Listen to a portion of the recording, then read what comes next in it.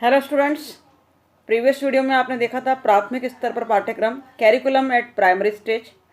Question आता है exam में बीएड फर्स्ट सेमेस्टर के स्टूडेंट्स के लिए, ग्रेडेशन ऑफ कैरिकुलम को एक्सप्लेन कीजिए और कितने प्रकार से ग्रेडेशन किया जाता है, कितने लेवल पर ग्रेडेशन किया जाता है, ये प्रश्न पूछा जाएगा।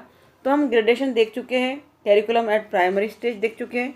आइए आज देख रहे हैं हम लोग उच्च प्राथमिक स्तर पर पाठ्यक्रम curriculum eight middle school level, जो कि सेकंड पार्ट है। देख सकते हैं आप कि उच्च प्राथमिक कक्षाओं से तात्पर्य 6 से 8 तक की कक्षाओं से है।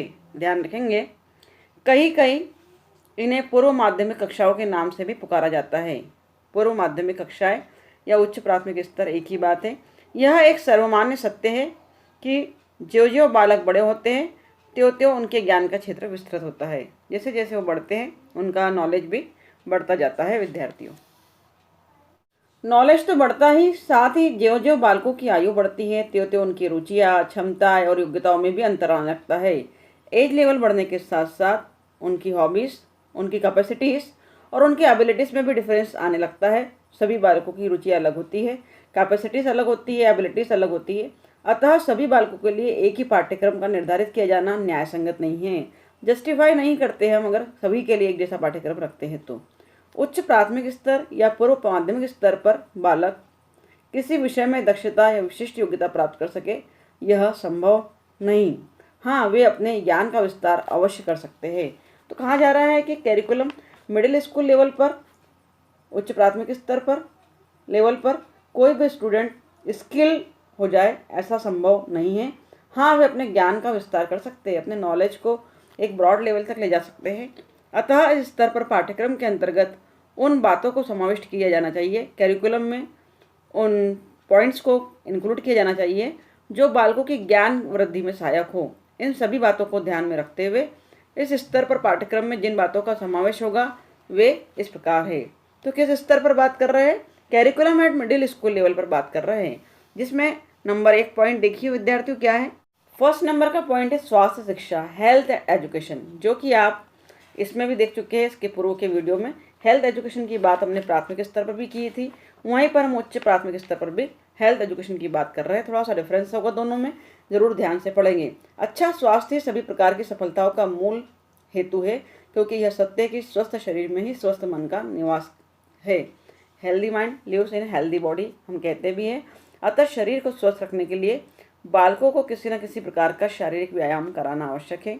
बालकों की आयु एवं शारीरिक क्षमता को ध्यान में रखते हुए विभिन्न प्रकार के खेल, कबड्डी, तैरना, नाचना, विशेषकर लड़कियों के लिए आदि उपयुक्त रहते हैं। कुछ खेल ऐसे हैं जिनमें शरीर और मस्तिष्क दोनों ही कार्य करते हैं। ऐसे खेलों को भी इस प्रकार इस स्तर पर खिलाना बड़ा उपयुक्त रहता है। तो आप देख रहे हैं कि स्वास्थ्य शिक्षा के अंतर्गत, चूँकि बालक अब बड़े हो चुके हैं, हम प्राथमिक स्तर को छोड़ चुके हैं, 6 से 8 आयु एज के बच्चों की बात कर रहे हैं, तो उन्हें खेल खिलाना चाहिए। कबड्डी, तैरना, नाचना आदि शारीरिक क्रियाओं के माध्यम से विभिन्न प्रकार के व्यायाम होते हैं, जिससे हम स्वास्थ्य शिक्षा का लाभ ले सकते हैं। अगला पॉइंट हम देख रहे हैं इसी में, भाषा की शिक्षा, एजुकेशन ऑफ लैंग्वेज। भाषा शिक्षण के उद्देश्यों पर यदि दृष्टिपात किया जाए, एजुकेशन के एम्स देखें तो 3 उद्देश्य है। नंबर 1 अर्थग्रहण, नंबर 2 अभिव्यक्ति और नंबर 3 सृजनात्मकता, जिसमें हम बात कर रहे हैं कि मीनिंग ग्रहण, मीनिंग को समझना, किसी भी शब्द के मीनिंग को समझना, अभिव्यक्ति एक्सप्रेशन पावर की बात कर रहे हैं, और सृजनात्मकता अर्थात क्रिएटिविटी। तो ये 3 चीज़ें बहुत ज़रूरी है भाषा की शिक्षा के अंतर्गत, कि अर्थग्रहण मीनिंग को समझने की क्षमता, कैपेसिटी को विकसित करे, डेवलप करे, एक्सप्रेसिंग पावर को डेवलप करे और क्रिएटिव एबिलिटी को डेवलप करे। इन तीनों का क्षण क्षण विकास ही शिक्षण का महत्वपूर्ण अंग है। क्षण क्षण अर्थात कॉन्टिन्यूस डेवलपमेंट, धीरे धीरे विकास ही महत्वपूर्ण अंग है। और शिक्षा का उद्देश्य एक और तथ्य है कि बालक बहुत सी बातों को समझने लगता है लेकिन उन्हें अभिव्यक्त नहीं कर सकता। इस तथ्य को दृष्टि में रखने पर हम इस निष्कर्ष पर पहुंचते हैं कि अर्थग्रहण अभिव्यक्ति की अपेक्षा कहीं सरल है। अभिव्यक्ति की अपेक्षा अर्थ को समझना ज़्यादा सरल है, क्योंकि अभिव्यक्त कर पाना हर किसी के लिए संभव नहीं होता। विद्यार्थियों, देखते हैं आगे। इसके प्रमाण स्वरूप हम देखते हैं कि बहुत से व्यक्ति पुस्तकों को पढ़कर स्वयं तो उसका भाव समझ लेते हैं लेकिन दूसरों को नहीं समझा पाते। अतः इस तथ्य को ध्यान में रखते हुए इस स्तर पर बालकों को शिक्षा दी जानी चाहिए कि बालकों में अर्थग्रहण की सबलता और अभिव्यक्त करने की निपुणता उत्पन्न करें। अर्थग्रहण की सबलता से तात्पर्य मीनिंग को समझने की क्षमता, कैपेसिटी तो डेवलप हो ही, साथ ही एक्सप्रेशन पावर भी आपका डेवलप हो, क्योंकि कुछ कुछ व्यक्ति ऐसे होते हैं जो बात तो समझ लेते हैं परंतु समझा नहीं पाते। तो दोनों ही कैपेसिटी विकसित करना बहुत ज़रूरी है, समझना भी और समझाना भी। वह बालकों में अर्थग्रहण की सबलता और अभिव्यक्त करने की निपुणता उत्पन्न करता है। इन दोनों के सफल शिक्षण के लिए पाठ्यक्रम में ऐसी पुस्तकों का निर्धारण आवश्यक है जिन्हें बालक स्वयं समझकर अपने शब्द भंडार में वृद्धि करे। तो वोकेबुलरी पावर में इंक्रीज करे, अपने वोकेबुलरी पावर को ही कहना चाह रहे हैं। कुछ नए शब्द सीखें, कुछ न्यू वर्ड्स को सीखें और कुछ घटनाओं या कहानियों के को दूसरों को भी बता सके, स्टोरीज के माध्यम से, कुछ इंसिडेंट्स के माध्यम से भी बता पाए।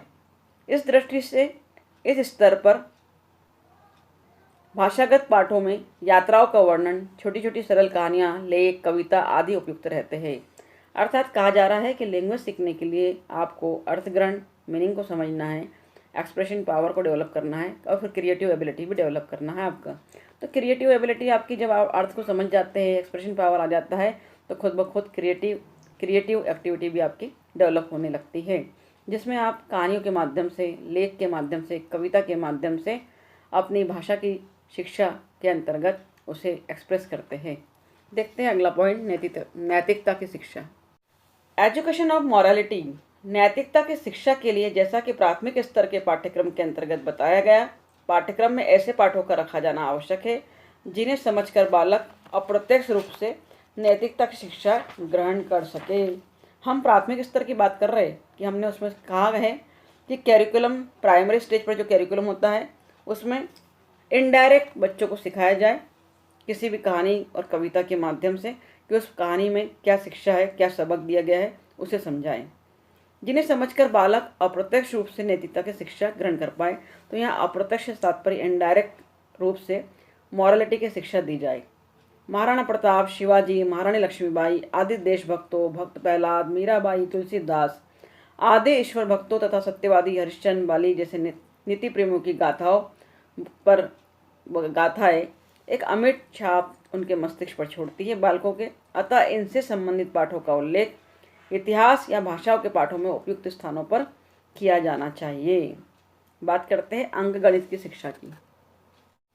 अंकगणित की शिक्षा में देख रहे हैं कि मस्तिष्क के विकास के लिए, माइंड डेवलपमेंट के लिए या इंटेलेक्चुअल पावर डेवलपमेंट के लिए आंतरिक सूझ और कल्पना शक्ति का विकास, ये दोनों ही बातें बहुत आवश्यक है। आंतरिक सूझ, इंटरनल कैपेसिटी की बात कर रहे हैं, और कल्पना शक्ति, इमेजिनेशन पावर, दोनों ही विकास होने चाहिए।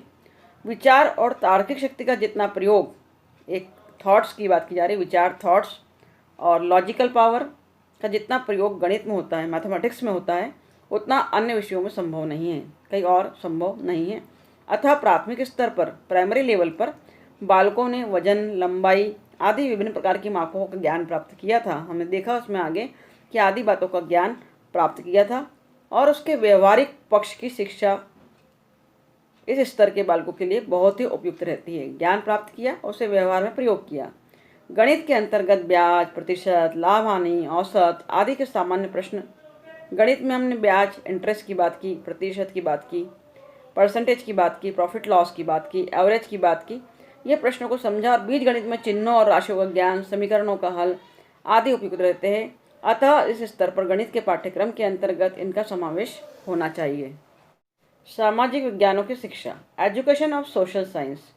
उच्च प्राथमिक स्तर पर, हम उच्च प्राथमिक स्तर की बात कर रहे हैं, मिडिल स्कूल लेवल की बात कर रहे हैं और हायर एजुकेशन की बात कर रहे हैं।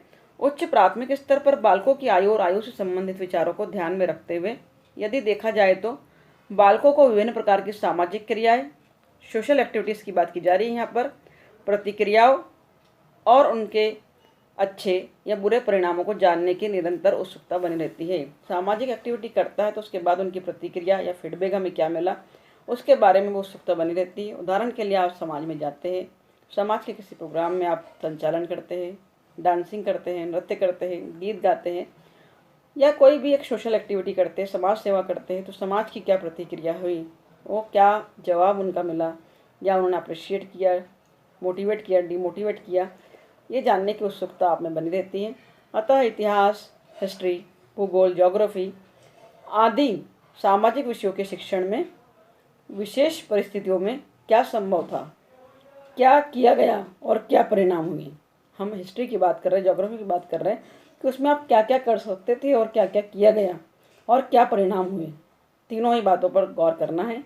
इन बातों से बालकों को अवगत कराया जाना आवश्यक है, क्योंकि बालक जब करता है क्या किया, क्यों किया और परिणाम क्या हुआ, तो वो स्वयं विकास की ओर अग्रसर होता है और स्वयं को जान पाता है कि उसने कितना सीखा। इन बातों को पढ़कर वे सरलता से समझ सकते हैं कि किन परिस्थितियों में सामाजिक हित की दृष्टि से क्या किया जाना चाहिए था, क्योंकि जब परिणाम आपने जान लिया है तो आप आसानी से इजीली समझ पाएंगे कि किस कंडीशन में सोशल वेलफेयर में, सामाजिक हित से तात्पर्य यहाँ सोशल वेलफेयर से, सोशल वेलफेयर के लिए आपको क्या करना था, किस प्रकार समाज के हित के लिए आप कार्य कर सकते हैं, किस प्रकार सामाजिक हित सोशल वेलफेयर में आप काम कर सकते हैं। उदाहरण के लिए आप देख सकते हैं कि समाज में अभी कोरोना नामक महामारी फैली थी, जिसमें विभिन्न प्रकार के लोगों ने एक अतिरिक्त लाभ भी प्राप्त किया, गलत कार्य भी किए, पैसा कमाने का प्रयास किया। वहीं बहुत से लोगों ने सेवा भाव के माध्यम से सामाजिक हित में काम किया। तो इस प्रकार हम जान सकते हैं और समझ सकते हैं। 6 नंबर का हमारा पॉइंट है विज्ञानों की शिक्षा।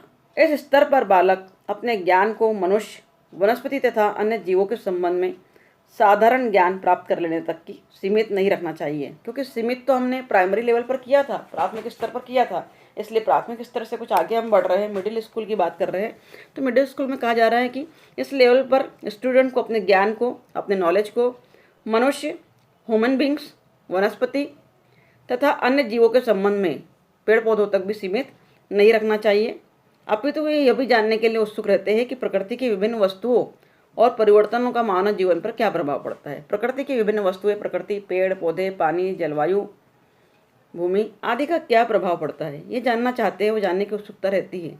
अतः उनको वस्तुओं के निरीक्षण और उसके संबंध में विस्तृत जानकारी का अवसर मिलना चाहिए। वस्तुओं का निरीक्षण अर्थात प्रकृति से संबंधित जितनी भी बारीकियाँ है उसका इंस्पेक्शन कर, निरीक्षण कर, उस पर विस्तृत जानकारी, इन्फॉर्मेशन उन्हें दी जानी चाहिए।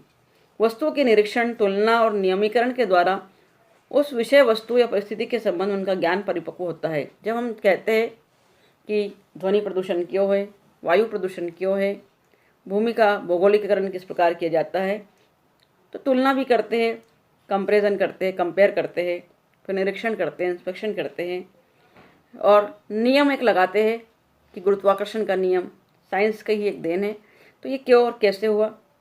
तो इसके माध्यम से उनका जो नॉलेज होता है वो और मैच्योर लेवल पर पहुंच जाता है, परिपक्व होता चला जाता है। विज्ञान से संबंधित बातों की जानकारी द्वारा बालकों को यह ज्ञात होना चाहिए कि विज्ञान ने मनुष्य के जीवन में कितना परिवर्तन कर दिया है, बिकॉज साइंस के बगैर ये संसार अधूरा है। देखते हैं 7 नंबर का पॉइंट। 7 नंबर का हमारा पॉइंट है कलाओं की शिक्षा, एजुकेशन ऑफ क्राफ्ट्स।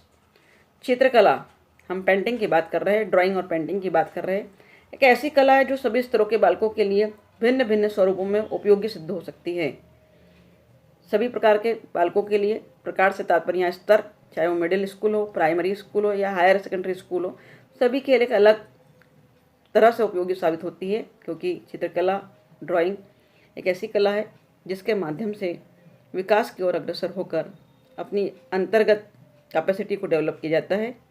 काष्ठ कला आदि कुछ ऐसी कलाएं भी है जिनके बालकों की कम आयु होने के कारण वे उन्हें प्राथमिक स्तर पर नहीं सीख सकते। कुछ कलाएं ऐसी भी जिसे प्राथमिक स्तर पर, प्राइमरी लेवल पर नहीं सीखा जा सकता। जिन कलाओं को वे प्राथमिक स्तर पर नहीं सीख सकते उनमें दक्षता प्राप्त करना तथा जिन्हें वे स्तर पर नहीं सीख सकते उन्हें सिखाना, क्योंकि उस स्तर पर दक्षता प्राप्त नहीं कर पाए, कैपेसिटी आपकी स्किल्ड नहीं हो पाए। दक्षता से तात्पर्य यहाँ पर विद्यार्थियों स्किल से है, स्किल्ड होना, किसी कला में बहुत ज़्यादा निपुण होना।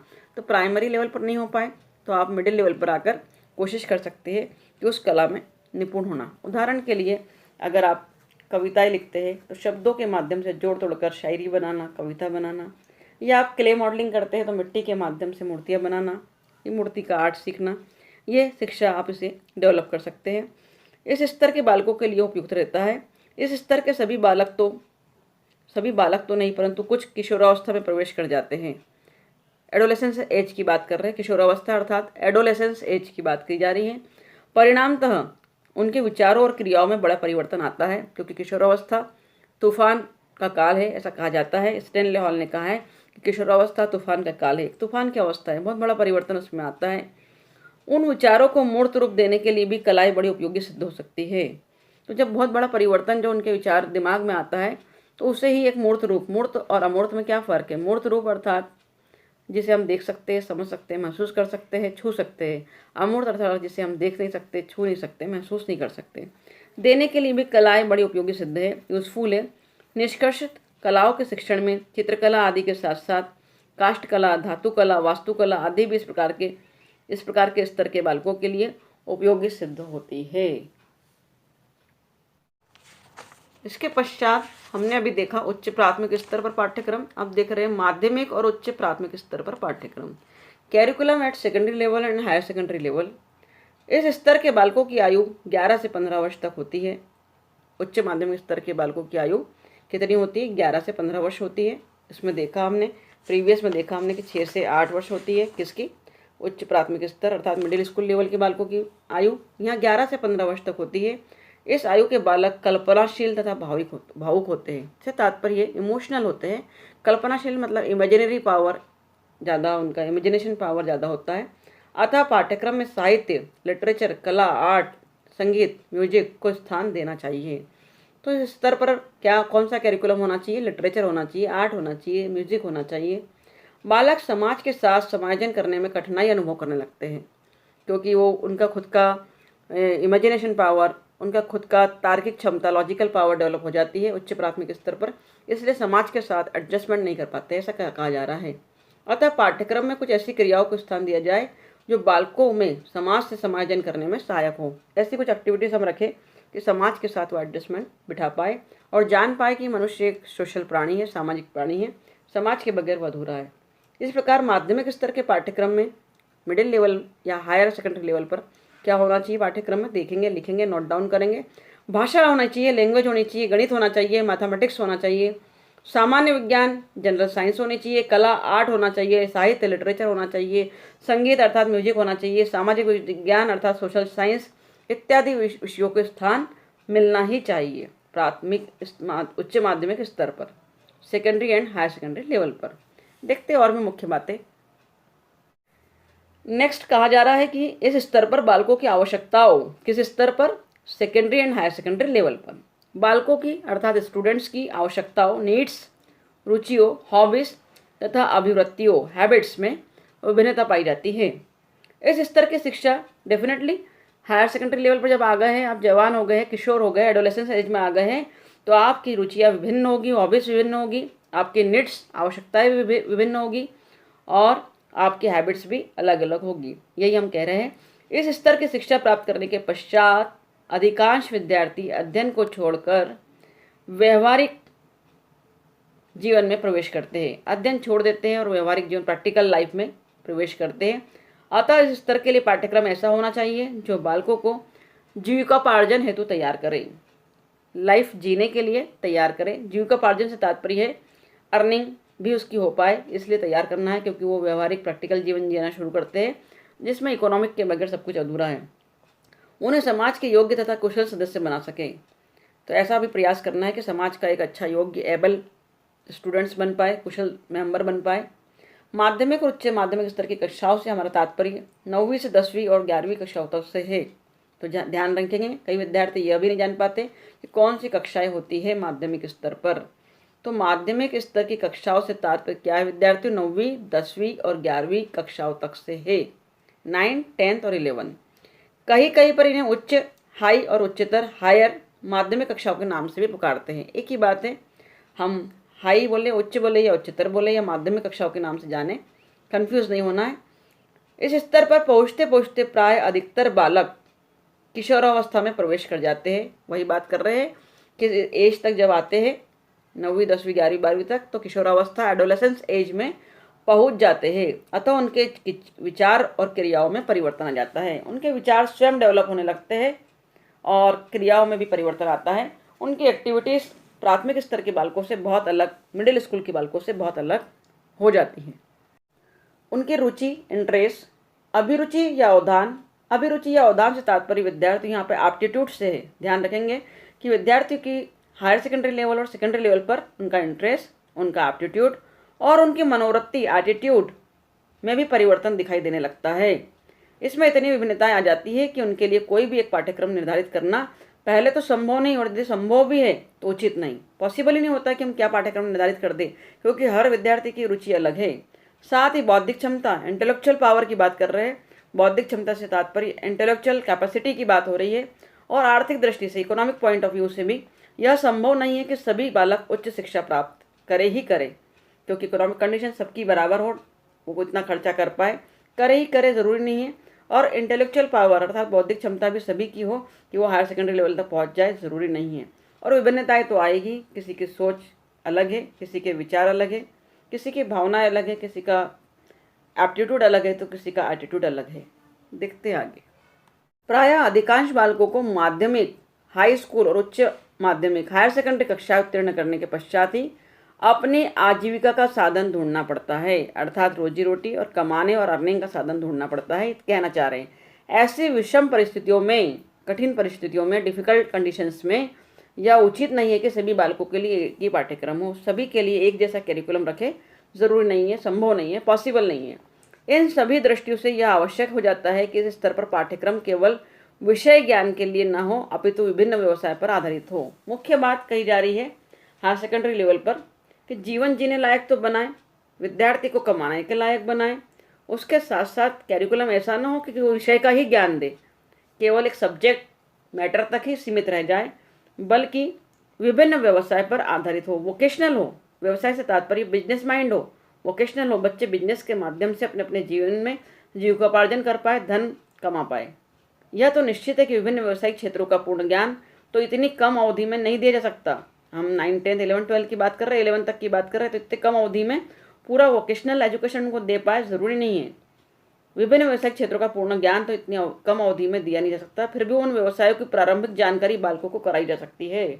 आप जान रहे हैं विद्यार्थियों की NEP, न्यू एजुकेशन पॉलिसी में वोकेशनल सब्जेक्ट्स को रखा गया है कि विद्यार्थी अपनी सुविधा के अनुसार वोकेशनल सब्जेक्ट चूज कर सकते हैं। तो यही उद्देश्य था कि विद्यार्थी वोकेशनल सब्जेक्ट के माध्यम से अपने इंटरेस्ट का विषय चुने और बिजनेस की जानकारी प्राप्त कर पाए और आगे उसे अर्निंग का साधन बना पाए, ताकि वो एक कुशल जीवन जी सके। अंतिम पॉइंट हम देख रहे हैं, व्यवसाय के चयन में भी लड़कों और लड़कियों, पिछड़े हुए और प्रतिभाशाली, स्वस्थ और अपाहिज बालकों के लिए पाठ्यक्रम में भिन्न भिन्न व्यवसाय को स्थान देने की आवश्यकता होनी चाहिए। देखिए मुख्य बात क्या है, हम बात कर रहे हैं हायर सेकेंडरी लेवल के करिकुलम की, सेकेंडरी और हायर सेकेंडरी लेवल के करिकुलम की बात कर रहे हैं। तो सेकेंडरी और हायर सेकेंडरी लेवल के स्टूडेंट्स को वोकेशनल अर्थात व्यवसाय या बिजनेस चयन में, वो सिलेक्शन ऑफ बिजनेस में लड़कों की बात कर रही है, बॉयज़ और गर्ल्स की बात की जा रही है। उसी में पिछड़े हुए, बैकवर्ड चाइल्ड जो पिछड़ चुके हैं, प्रतिभाशाली जीनियस स्टूडेंट्स की बात की जा रही है, स्वस्थ जो हेल्दी है, और कुछ ऐसे बच्चे जो अपाहिज है, हैंडीकैप है, उनके लिए भी पाठ्यक्रम में भिन्न भिन्न व्यवसाय को स्थान देने की आवश्यकता होनी चाहिए, उनकी कैपेसिटी के अनुरूप, कि जो एक सक्षम बालक कर सकता है, जो हाथ पैर से सक्षम है, एक जो अपाहिज है वो नहीं कर सकता, उस हिसाब से व्यवसाय को स्थान देना चाहिए। अलग अलग प्रकार के व्यवसाय अर्थात वोकेशनल एजुकेशन होनी चाहिए। इतनी विभिन्नताएं होते हुए भी सभी विषयों की शिक्षा में कुछ समानता भी है। उदाहरण के लिए इतनी विभिन्नताएं तो है, डिफरेंसेस तो है, इंडिविजुअल डिफरेंसेस बहुत सारे, फिर भी सभी विषयों की शिक्षा में, ऑल सब्जेक्ट्स एजुकेशन में कुछ सिमिलरिटीज भी है, समानताएं भी हैं। उदाहरण के लिए फॉर एग्जाम्पल, किसी भी विषय या व्यवसाय से संबंधित बातों को समझने के लिए उस भाषा का जानना अति आवश्यक है जो शिक्षा का माध्यम है। देखिए जब सिमिलरिटी है, कॉमन है, वो क्या है? भाषा। चाहे आप साइंस पढ़ ले, चाहे आप हिस्ट्री पढ़ ले, चाहे आप ज्योग्राफी पढ़ ले, उसमें सिमिलरिटी, समानता क्या है कि उसमें भाषा का ज्ञान होना अति आवश्यक है। अगर आप भाषा नहीं जानते तो क्या आप साइंस पढ़ेंगे, क्या आप ज्योग्राफी पढ़ेंगे, क्या आप हिस्ट्री पढ़ेंगे, क्या आप मॉरल पढ़ेंगे?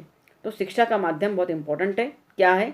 उसके लिए भाषा का जानना बहुत आवश्यक है। कोई भी भाषा हो सकती है, वो इंग्लिश हो सकती है, हिंदी हो सकती है, उर्दू हो सकती है, मराठी हो सकती है। तो शिक्षा का माध्यम और भाषा का जानना बहुत ज़रूरी है। इस दृष्टि से उस भाषा को सभी बालकों को समान रूप से पढ़ना चाहिए। इसीलिए आप जानते हैं कि एक भाषा अर्थात हिंदी, या कॉलेज लेवल पर भी देख रहे हैं, नैतिक मूल्य और भाषा सब्जेक्ट सबके लिए कंपलसरी किया गया है। इंग्लिश सबके लिए कंपलसरी किया गया है ताकि लैंग्वेज का ज्ञान उनको हो। उसी लैंग्वेज के माध्यम से उस साइंस, कॉमर्स, आर्ट्स में आगे बढ़ते हैं। निष्कर्ष अर्थात कंक्लूड कर रहे हैं हम। कंक्लूजन क्या है? निष्कर्षतः इस स्तर पर पाठ्यक्रम में, कैरिकुलम में कंक्लूजन के रूप में कह रहे हैं कि कंक्लूजन क्या है कि कैरिकुलम में 2 प्रकार के विषयों को रखना चाहिए। कैरिकुलम में 2 टाइप्स के सब्जेक्ट्स को रखा जाना चाहिए। एक वे जिन्हें सभी बालकों को सामान्य रूप से पढ़ना चाहिए, एक सब्जेक्ट ऐसा जिसे सभी बालकों को पढ़ना चाहिए। उदाहरण के लिए हिंदी और इंग्लिश सभी को पढ़ना ही चाहिए, तो सामान्य रूप से पढ़ना चाहिए और रखे। और दूसरे जिनका चयन विद्यालय में किया गया है, और कुछ विषय ऐसे जिनका चयन विद्यालय में रखा गया कि ये सब्जेक्ट कंपलसरी है, पढ़ना ही पढ़ना है, सभी के लिए ज़रूरी है। तो विद्यार्थी इस तरह हमने देखा secondary level, higher secondary level, primary level और मिडिल स्कूल लेवल के स्टूडेंट्स के लिए कैरिकुलम का बंटवारा, ग्रेडेशन ऑफ कैरिकुलम। ये प्रश्न बहुत इंपॉर्टेंट है आने वाली एग्ज़ाम के लिए। आगे भी और महत्वपूर्ण प्रश्नों पर चर्चा करेंगे। और ये वीडियो आपके लिए अगर यूज़फुल है तो इसे जल्दी से अपने दोस्तों से शेयर कर दीजिए। लाइक करें, कमेंट करें और सब्सक्राइब करें। Thank you very much for watching my video. Thank you very much.